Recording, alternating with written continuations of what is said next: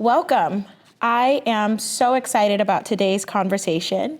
We are joined by two of the biggest names in Carson, and I must say, as a two-time alumna of CSUDH and a proud resident of Carson, I'm thrilled to share the stage with these two individuals.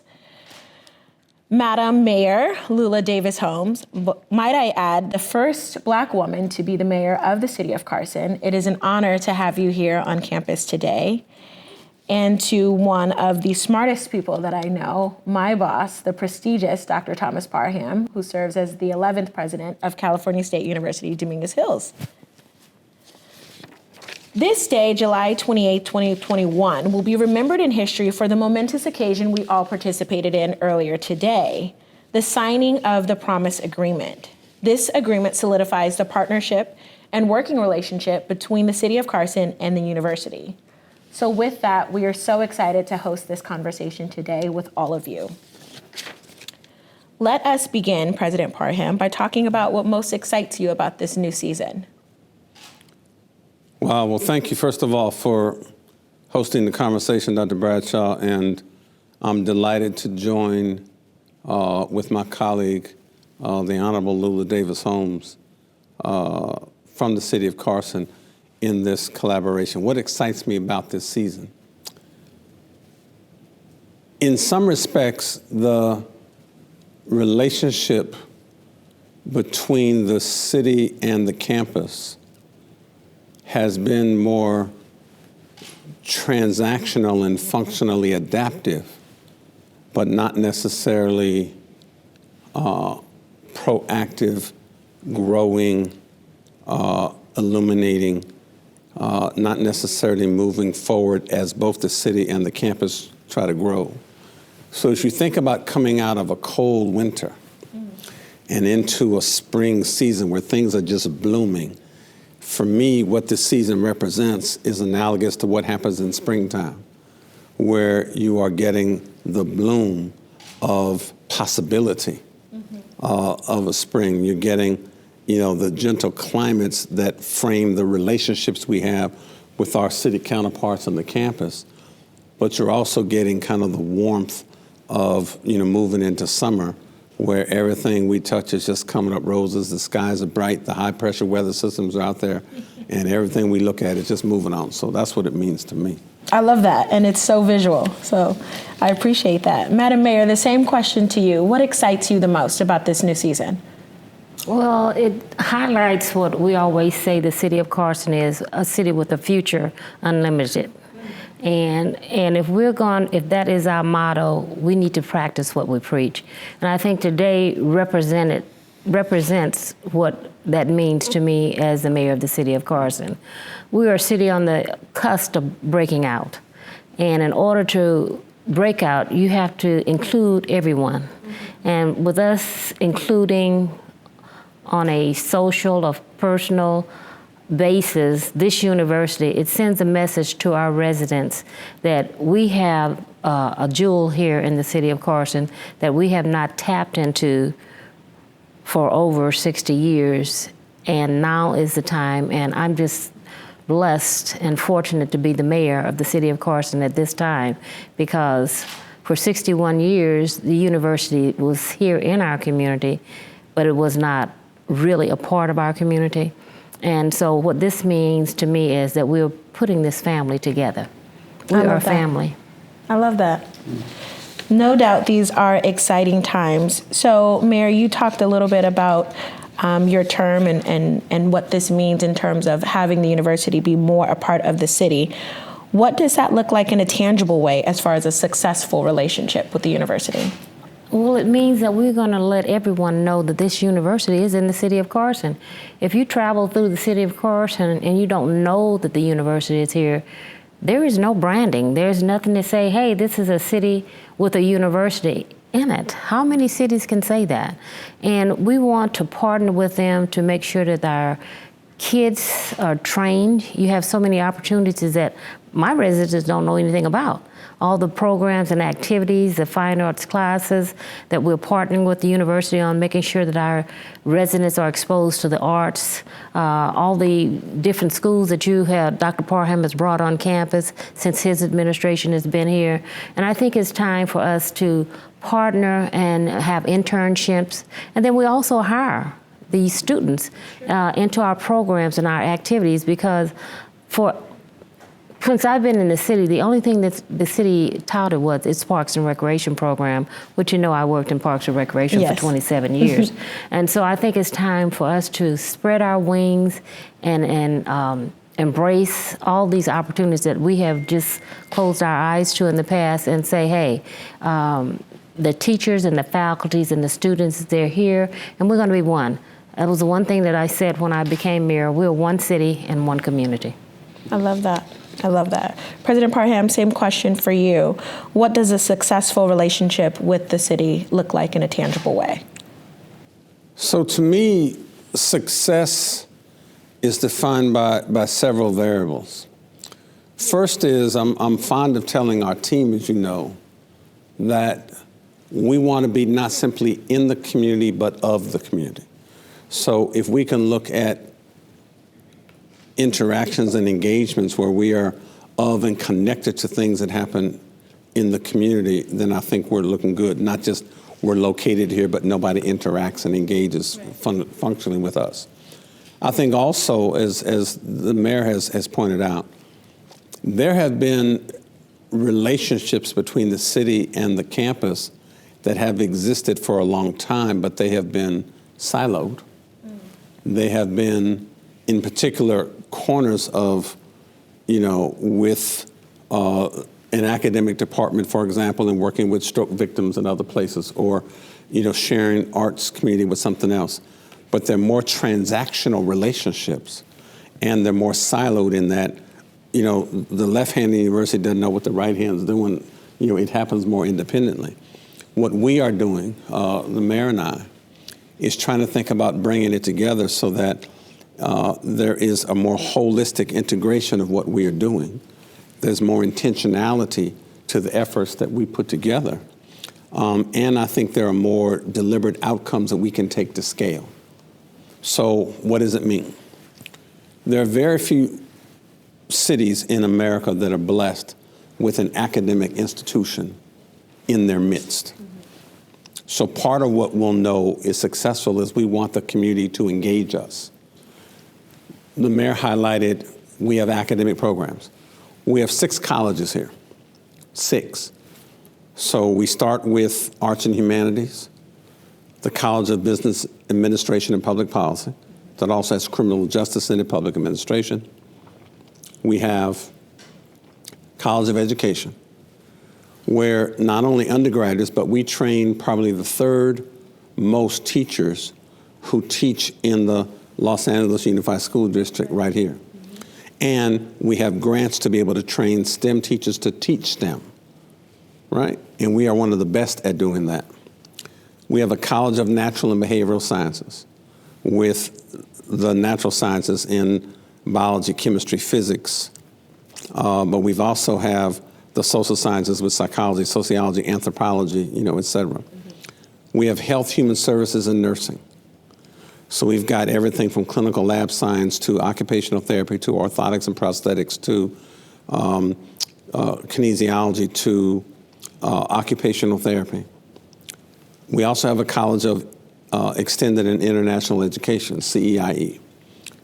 I mean, just think about that for a minute. How many residents do we have who we not only want to excite their students about coming to a regional comprehensive university so that they can dream about the possibility of receiving a college education. They can dream about elevating their trajectory so that it does this when they get a degree, because education still is that civil rights issue of our day. But what about the residents who are already working jobs? Do you know that probably 50% of America goes to work every day hating what they do, right? And they dislike their jobs. Lots of us know people who do that, partly because they feel kind of stuck. Well, why are they feeling stuck when you got a university in their midst who can help them to upskill and reskill. Even if they've already had degrees, they don't need a whole new master's degree or something else, even though they could get it. They may need a certificate to say, I need to learn skill X, Y, or Z that would allow me to have a greater range of choices and options in career opportunity. We have all that available here on campus.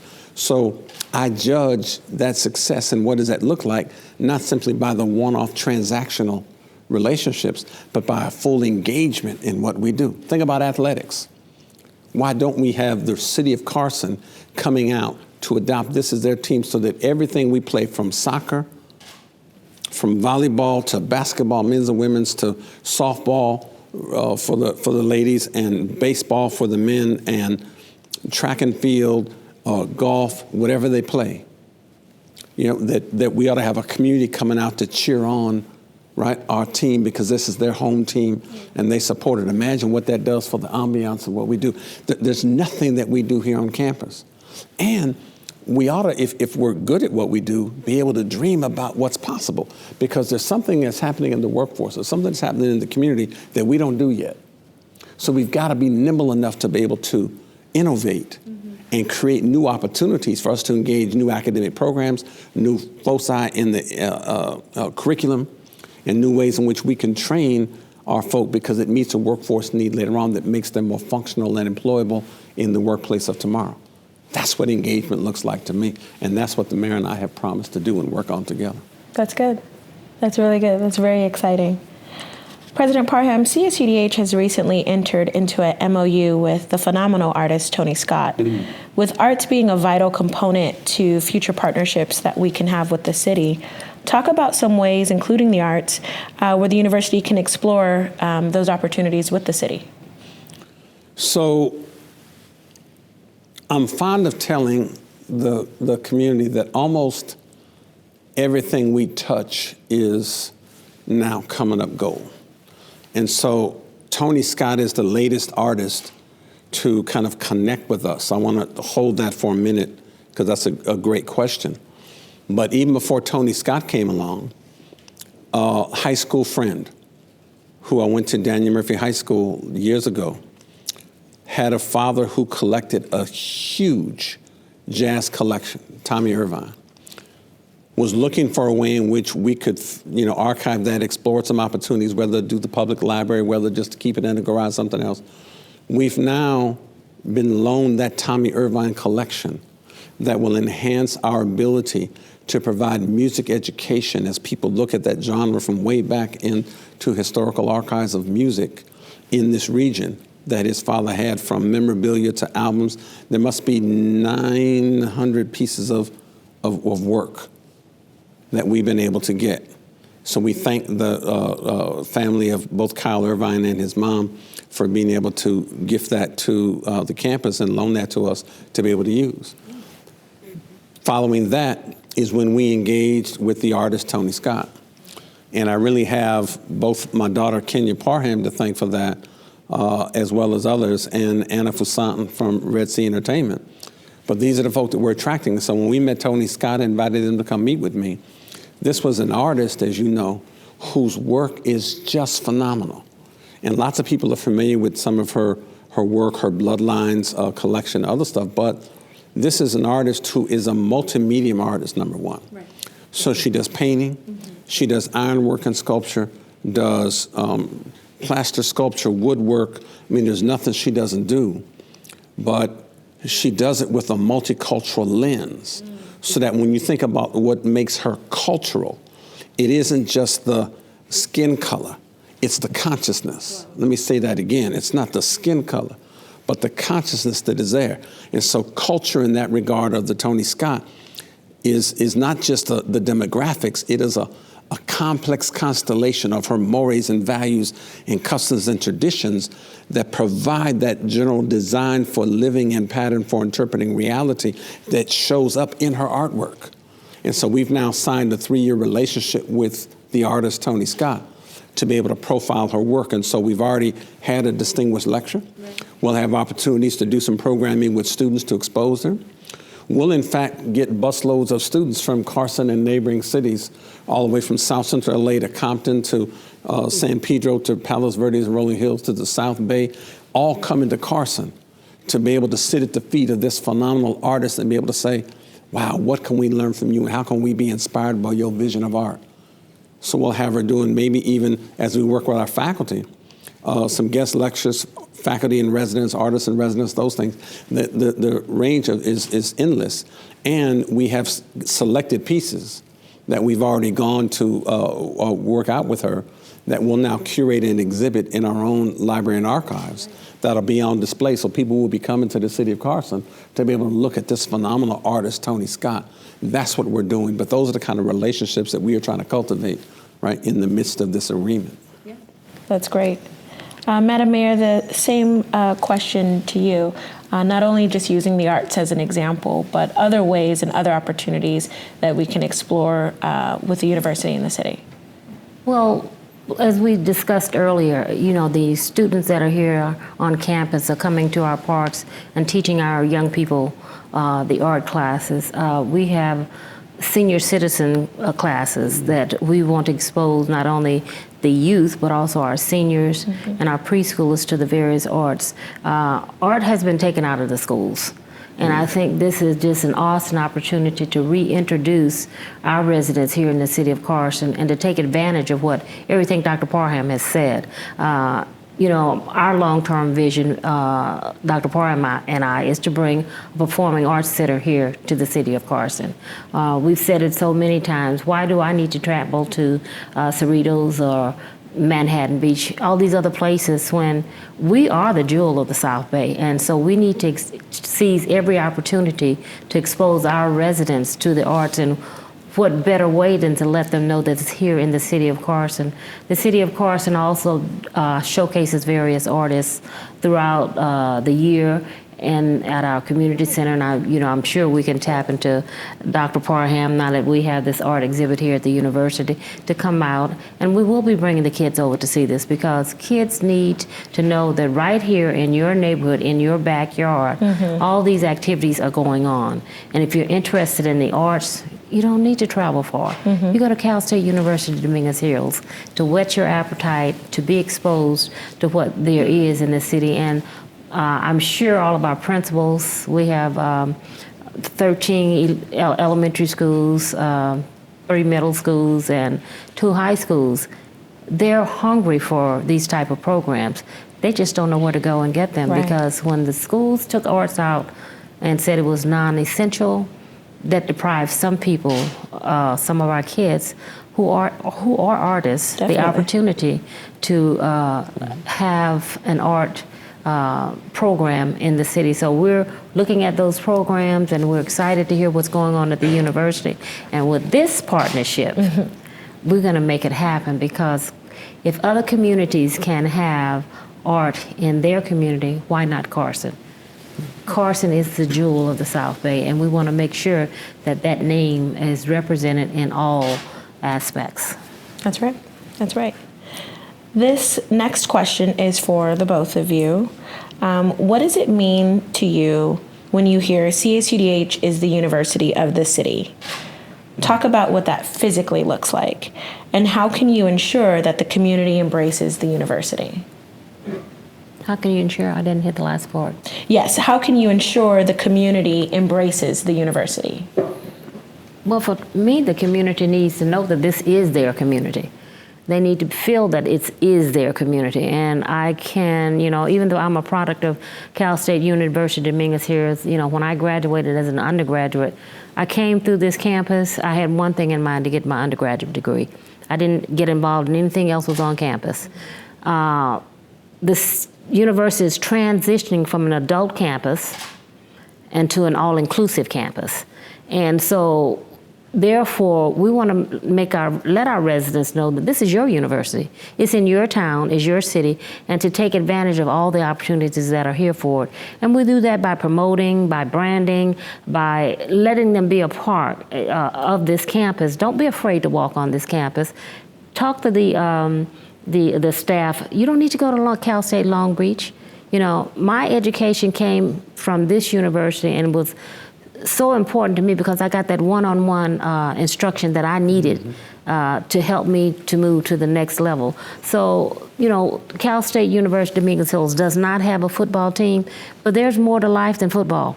They say, well, we don't go there because there's no football team. We want to educate these minds. Not everybody can play sports, but people that want an education should have that opportunity, and it's right here in their backyard, and we need to promote it. And we need to make sure that they can come on this campus and feel comfortable, and that they have someone that they can talk to when they start planning their career and talking about, I want to go to college, because sometimes in communities you have the first generation that's graduating from college. And if that is the first generation, they can tell the next generation. Bring up one, teach one and bring up one is what I always say. And you lead by example. So we want this university and the city of Carson to lead by example. That's good. That's really good. Dr. Parham? For me, I think, picking up on what the mayor said, we want the community to be more fully engaged. And what that means, I think, is having them embrace and endorse this as their university. So beyond the examples I've already mentioned, I think the branding is going to be key.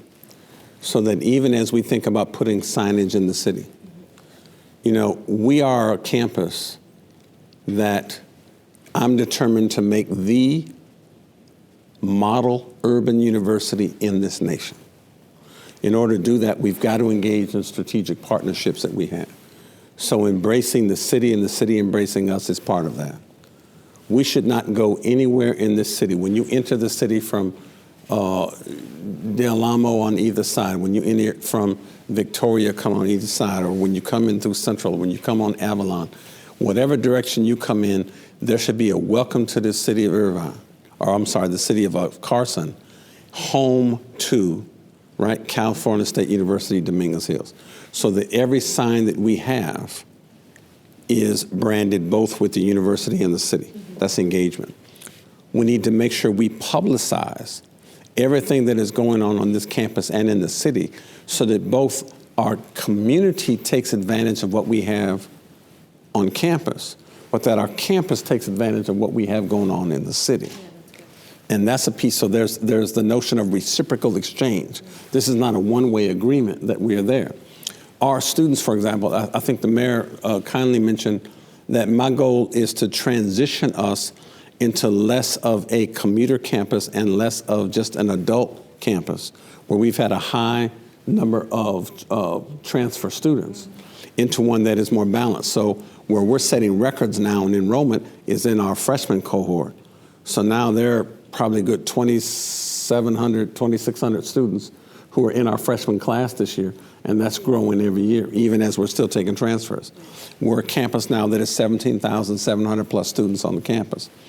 So as we think about that, we want the students to know that as you come on campus to be able to engage, and we're going to grow our housing footprint, what is it in the city of Carson that can help you meet your needs and help you create a cultural comfort zone? Let me say that again. Help you create a cultural comfort zone in the midst of this city, so that whether you want to stroll down the block to the mall, whether you want to go and look for an internship in a small business, or whether you want to get a particular goods and services from, a local shop or vendor, that you ought to be able to do those things within the city of Carson. And so that's part of the reciprocal exchange that exists. Also, we want to make sure, in addition to the academic curriculum, that we have opportunities for some of our student affairs enterprise to be able to engage with folk. Think about our Career Center, for example, who is talking to kids about, and I shouldn't call them kids, but our students, because we have students, as you know, from 17 all the way up to 60 and 65. We graduated this past year. You may not know this. The oldest graduate I've seen at this university on record at 88 years old, who came back to get a double degree, right? So, phenomenal story. But when you think about the way they want to engage with a Career Center, our Career Center needs to help them engage in a model of decision making. For example, that has them exploring interests, values, attitudes, and skills. And if we can take those interests, values, attitudes, and skills and match those up with those variables that exist out in the workplace, then they can begin to find internships working in community centers, with Parks and Recreation, with the city, right, with corporation X, Y, or Z that happens to be in the midst, with a small business who does something, with technology, with law enforcement, with, you name it, they can do it. But that's part of really authentically engaging the city, I think, in real ways. And so I'm looking forward to all of that happening. And that's, to me, I think, what it looks like in practical terms every day when we kind of connect with each other in important ways. Mental health is another. Yeah. We have lots of folk who are developing supports for not only psychological growth and development, but addressing even some of the mental health challenges that are coming through that include a health pandemic, that include a financial crisis, and include a social justice with police abuse and the murder of black and brown bodies and other stuff. Our students and community as well have been traumatized by that. What are we doing to engage each other, to even have forums and conversations about that? We have those intellectual resources right here in the university and those community resources right here in the city that we can partner with and bring together to be able to meet the needs of our student community and meet the needs of our residents in the city. That's excellent. That's excellent. President Parham, it is no secret that you are a visionary. How do we focus on what's possible in the future? And then what areas do you see where we'll need to grow in? I hear some people flatter me with that term. And I appreciate that. What I'm trying to do, I think, is expose people to something that is just different. The secret to my success as a leader has always been, not that I'm that talented. I've been blessed to be, bright, and I've been blessed to have a great education, and I've been blessed to be in some places. I've been an Ivy League professor and an administrator at different places, and now a university president. I mean, life don't get no better than that. But it doesn't do any good if I can't do something good with the platform that I've been provided. And so when I think about what visionary looks like to me, it isn't because Parham sat up someplace and pontificated about X, Y, or Z. That has a practical utility even in this space. My two biggest challenges, I think I talked to the mayor about this when we first met.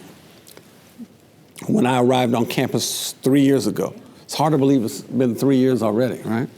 Because we've been running and flying as fast as I could. When I arrived on campus 3 years ago, I said that two of the biggest challenges I would have, one external, one internal, is externally being able to invite people outside to dream about what Dominguez Hills was really about, and to take some of the tarnish and the rust off of what they saw and expose underneath what was really here in terms of the genius and the excellence that already existed. I didn't have to invent excellence.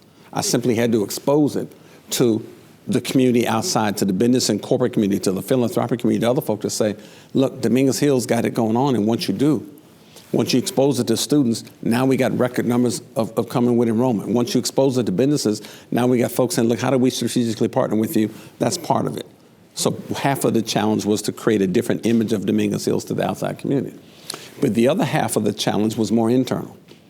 So as I think about the vision, creating visions of possibility first doesn't just start with providing a vision. It also starts with unlocking what I call those shackles of conceptual incarceration that keep people locked in the abyss of the way things have always been, rather than dreaming about the possibilities and potential for this university in this city to do something different than we always have.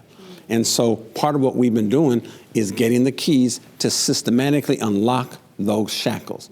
And as you see these shackles begin to fall and people start to go, oh, we said we were going to redo this budget. Now we've done it. We said we we're going to have a greater relationship with the city. Now we have it. We said we're going to have new buildings. Wow, we're transforming. We said we we're going to have new curriculum. Wow. We said we were going to have more affiliations with other folk like artists and other places. We said we were going to bring in new personnel who are ready to meet the challenge of what it means to pursue excellence in a place like this. Now people begin to see this coming and people just starting to believe.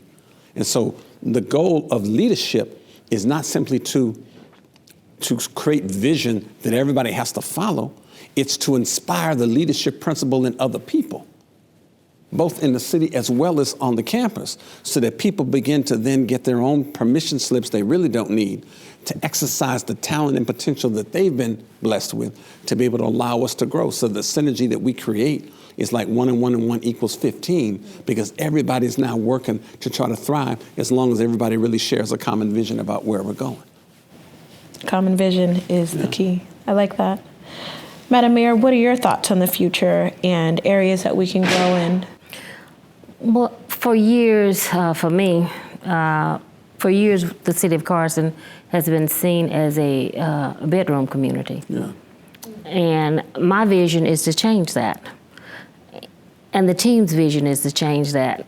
If you're going to be a viable city, you need to have a population of 100,000 plus.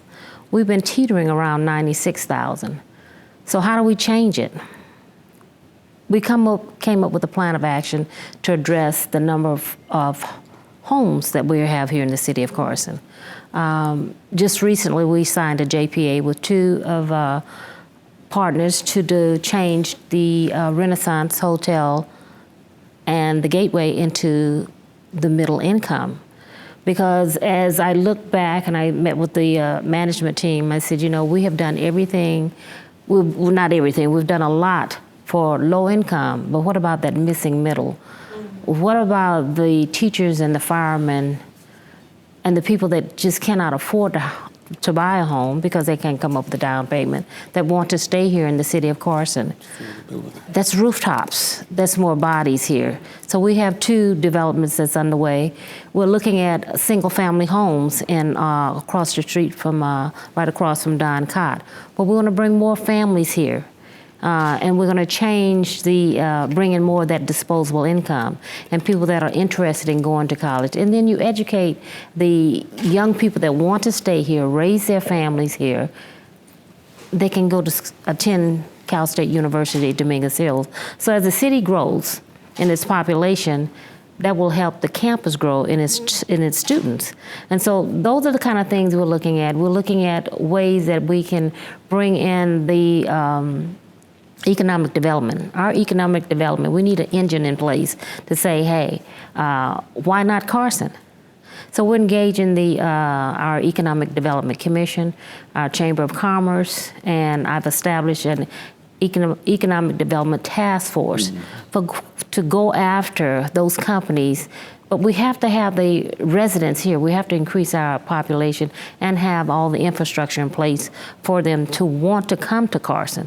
And so that's my long-term vision for the city of Carson, to just increase the population, bring in more homes for our residents, and take that population from 96,000 to 100,000 plus.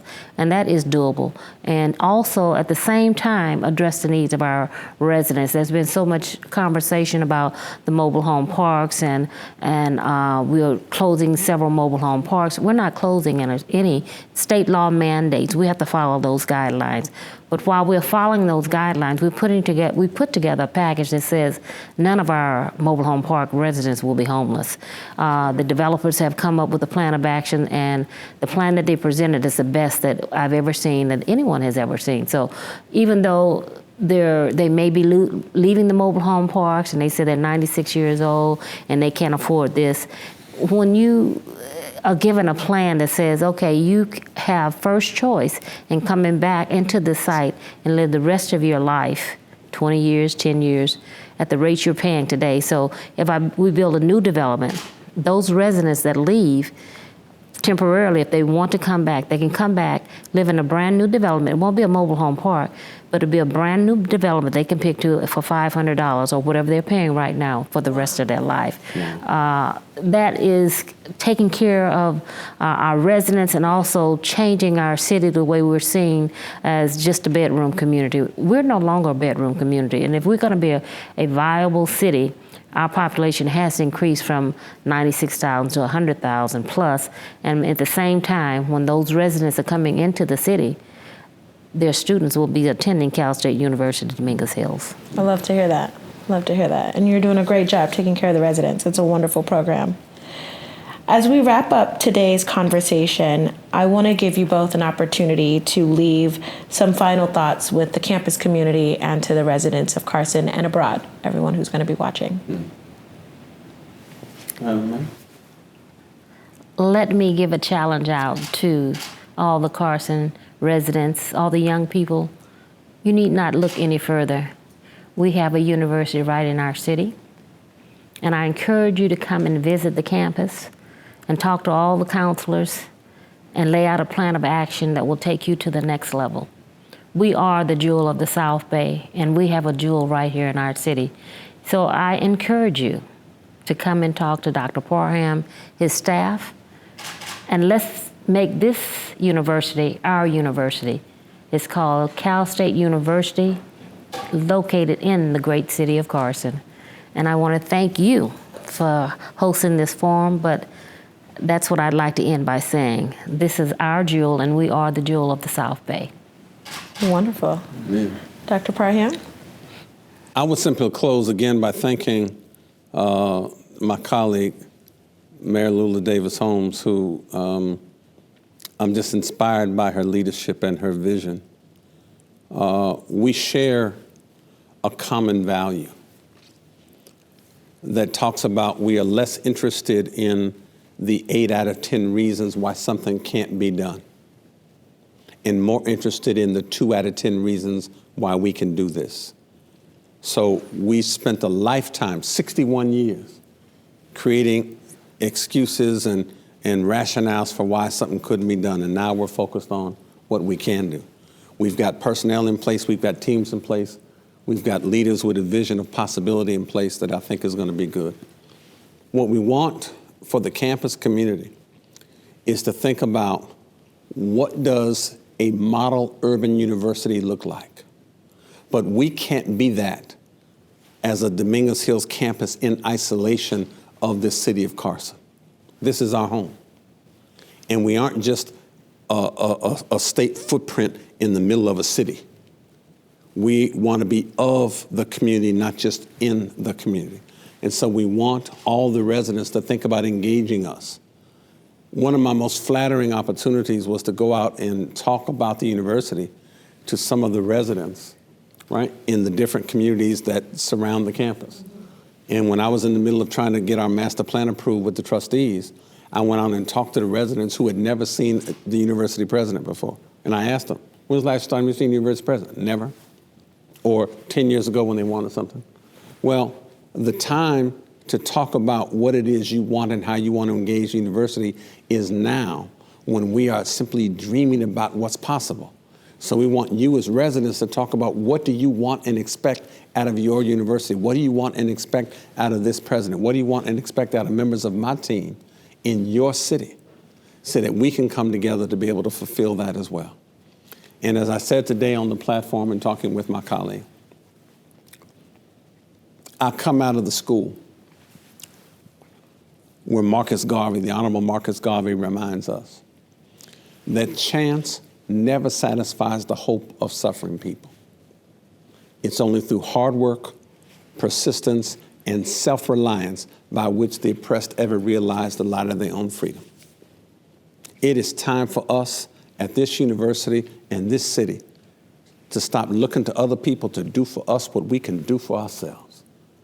And if we do that along with all of your help, this entire university community and the citizenry of this city, if we do that, we can not only grow this city, we can not only grow this university, enhance the programs, better serve your needs as a community, everything from healthcare to the arts to business to criminal justice to all the things that we do on campus.